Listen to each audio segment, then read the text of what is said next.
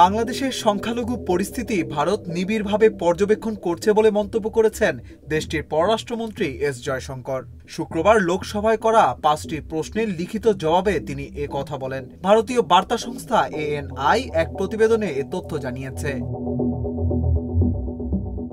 লোকসভায় জয়শঙ্কর বলেন, সংখ্যালঘু সহ বাংলাদেশের সব নাগরিকের নিরাপত্তা নিশ্চিত করার দায়িত্ব দেশটির সরকারের। এ সময় বিজেপির সাংসদ অরুণ কুমার সাগর বাংলাদেশে হিন্দু সম্প্রদায়ের বিরুদ্ধে সহিংসতার অভিযোগ তোলেন। তার প্রশ্নের জবাবে জয়শঙ্কর বলেন, আমরা বাংলাদেশে হিন্দু ও অন্যান্য সংখ্যালঘুদের বিরুদ্ধে সহিংসতার বেশ কয়েকটি প্রতিবেদন দেখেছি। সেখানে হিন্দু সংখ্যালঘুদের বাড়িঘর, ব্যবসা প্রতিষ্ঠান এবং বাংলাদেশ জুড়ে 2024 সালের আগস্ট মাস সহ বিভিন্ন স্থানে হামলা হয়েছে। ভারত সরকার এই ঘটনাগুলো গুরুত্ব সহকারে নোট নিয়েছে এবং বাংলাদেশ সরকারকে উদ্বেগ জানিয়েছে।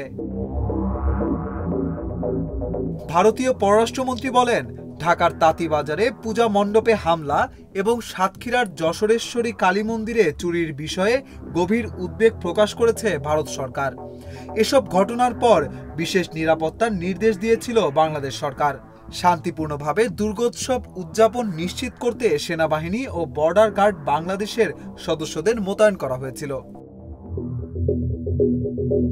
ঢাকায় ভারতীয় হাই কমিশন বাংলাদেশের সংখ্যালঘুদের সঙ্গে সম্পর্কিত পরিস্থিতি নিবিড়ভাবে পর্যবেক্ষণ করছে বলেও জানান এস জয়শঙ্কর। তিনি জানান, সংখ্যালঘু সহ বাংলাদেশের সকল নাগরিকের জীবন ও স্বাধীনতা রক্ষার প্রাথমিক দায়িত্ব বাংলাদেশ সরকারের।